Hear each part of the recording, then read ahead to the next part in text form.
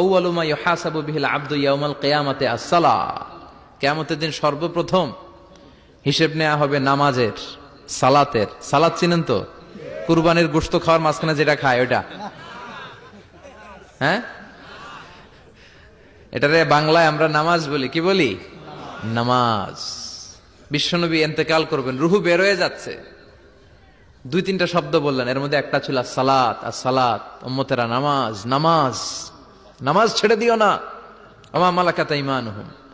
মানুষ ইন্তেকালের আগে শ্বাস বের হয়ে যাচ্ছে, রুহু চলে যাচ্ছে, ওই মুহূর্তে কি জরুরি কথা বলে নাকি ফালতু কথা বলে? সবচেয়ে জরুরি কথাটাই তখন সে বলে যায়, ঠিক কিনা? কথা বলেন। বিষ্ণু বলেছিলেন নামাজ। ওমরে ফারুক,